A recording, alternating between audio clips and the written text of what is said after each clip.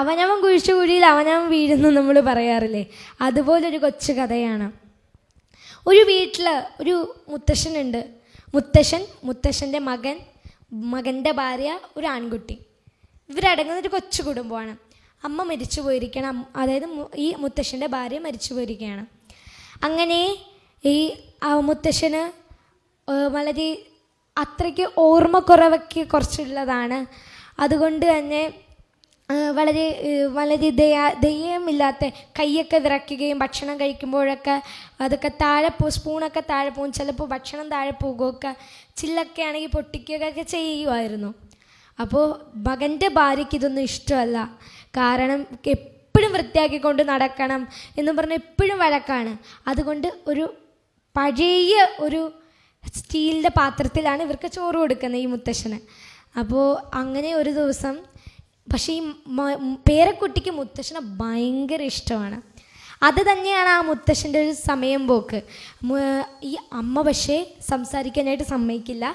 അമ്മ ജോലിക്ക് പോകുന്ന സമയത്താണ് മകൻ ഈ കുട്ടി അപ്പൂപ്പൻ്റെ അടുത്തൊക്കെ പോയി വിശേഷങ്ങളും അപ്പൂപ്പന് ഓർമ്മയുള്ള കഥകളൊക്കെ പറഞ്ഞെടുക്കുന്നത്. അതുകൊണ്ടാണ് അപ്പൂപ്പ സന്തോഷത്തോടെ ജീവിക്കുന്നത്. അങ്ങനെ ഒരു ദിവസം ഈ കുട്ടിക്ക് ഭയങ്കര സങ്കടമാണ്. എൻ്റെ അച്ഛനും അമ്മ എന്താ അപ്പൂപ്പൻ ഇങ്ങനെ ദ്രോഹിക്കുന്നതെന്ന് ചോദിച്ചു.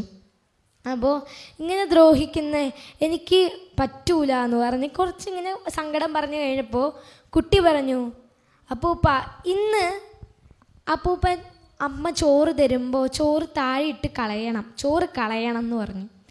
ആ ചോറ് അന്ന് ഞാൻ അപ്പൂപ്പൻ ഇപ്പോൾ കൊണ്ടുവരാമെന്ന് പറഞ്ഞൊരു മൺപാത്രം കൊണ്ടുവന്നു. അത് ഒരു പഴയ മൺപാത്രമാണ്, ഇപ്പോഴത്തെ സ്റ്റീലിനെക്കാളും പഴയ ഒരു മൺപാത്രമാണ്. അപ്പോൾ മൺപാത്രം കൊണ്ട് ഇന്ന് അമ്മ ഇതീ ചോറ് തരാൻ ഞാൻ പറയാം, ഇത് തന്നിട്ട് അപ്പൂപ്പൻ ഇത് താഴെയിട്ട് പൊട്ടിക്കണം എന്ന് പറഞ്ഞു. അപ്പോൾ അങ്ങനെ ചെയ്ത നിൻ്റെ അമ്മേനെ വഴക്കുറയും, എന്നെ വെച്ചേക്കില്ല എന്ന് പറഞ്ഞു. പക്ഷെ മോൻ പറഞ്ഞു അതൊന്നും നോക്കണ്ട, അപ്പൂപ്പൻ ഇത് താഴെയിട്ട് പൊട്ടിക്കണം എന്ന് പറഞ്ഞു. അങ്ങനെ വൈകുന്നേരം ഈ അമ്മ ചോറ് കൊടുക്കുക. അപ്പൂപ്പൻ അടുക്കളയിൽ ഇരുന്ന് തിന്നുന്നത്, ഇവരൊക്കെ ഡൈനിങ് ടേബിളിലും അപ്പൂപ്പൻ അടുക്കളയിൽ ഇരുന്നു തിന്നുന്നത്. അങ്ങനെ പെട്ടെന്നൊരു ശബ്ദം, പൊട്ടിക്കുന്ന ശബ്ദം കേട്ടു. അമ്മയ്ക്ക് വളരെ ദേഷ്യമായിട്ട് അമ്മ അടുത്ത് പോയി വഴക്കു പറയാൻ നിന്നു. അതിനു മുമ്പ് ഈ പേരക്കുട്ടി പോയിട്ട് അപ്പൂപ്പനെ വഴക്കു പറഞ്ഞു. എന്തിനത് പൊട്ടിച്ചേ? ഇതാ എൻ്റെ അച്ഛനമ്മയും വയസ്സാകുമ്പോൾ ഞാൻ അവർക്ക് കൊടുക്കാനിരുന്ന പാത്രമാണ്, അതെന്തിനാ പൊട്ടിച്ചേ? ഇനി ഞാൻ പൈസ കൊടുത്ത് മേടിക്കണ്ടേ എന്ന് പറഞ്ഞു. അപ്പോൾ അത് ഈ അച്ഛനമ്മയുടെ മുൻപിലാണ് പറഞ്ഞേ. അവരത് കേട്ടു, അവർക്കത് വല്ലാത്തൊരു അടിയായിപ്പോയി.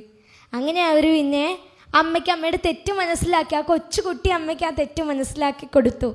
അങ്ങനെ അപ്പൂപ്പനെ വളരെ സന്തോഷപൂർവ്വം അവർ നോക്കുകയുണ്ടായി. അമ്മയ്ക്ക് അതിൻ്റെ തെറ്റ് മനസ്സിലായി. അമ്മ അപ്പൂപ്പനെ വളരെ സ്നേഹപൂർവ്വം നോക്കുകയുണ്ടായേ. അപ്പം ഇതുപോലെ ഈ നമ്മൾ ഇത്രയും കാലം മക്കളുടെ സന്തോഷത്തിന് വേണ്ടി മാതാപിതാക്കളാണ് അവരുടെ സന്തോഷങ്ങൾ മാറ്റുകയാണ്. എന്തെങ്കിലും ഇപ്പോൾ അമ്മമാരോട് ഇപ്പം എന്തെങ്കിലും ആവശ്യമുണ്ടെങ്കിൽ, അമ്മ എനിക്കിപ്പോൾ നാളെ ഒരു സ്കൂൾ തുറക്കും, എനിക്കൊരു ബാഗ് വേണമെന്ന് പറയാം. അമ്മ ശരി മേടിക്കാന്ന് പറഞ്ഞാൽ അമ്മ അച്ഛൻ്റെ അടുത്ത് പോയി പറയും. അച്ഛൻ ആരോട് പറയും? അച്ഛൻ അത് ഉണ്ടാക്കാനുള്ള തയ്യാറെടുപ്പാണ്. അമ്മ നമ്മളെ 9 മാസം ചുമന്നുകൊണ്ട് അത്രയും കഷ്ടപ്പെട്ടുണ്ടായി. മാതാപിതാക്കളെ എത്ര കഷ്ടപ്പാടാണ് നമുക്ക് വേണ്ടി ചെയ്യുന്നത്.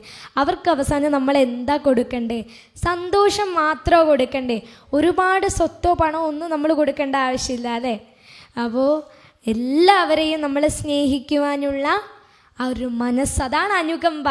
അനുകമ്പയെ പറ്റി പറയുമ്പോൾ ഈ വാക്ക് പറഞ്ഞില്ലെങ്കിൽ അത് പൂർണ്ണമാവില്ല. അതുകൊണ്ടാണ് ഇന്നിവിടെ ഇത് പറയാൻ ആഗ്രഹിച്ചത്.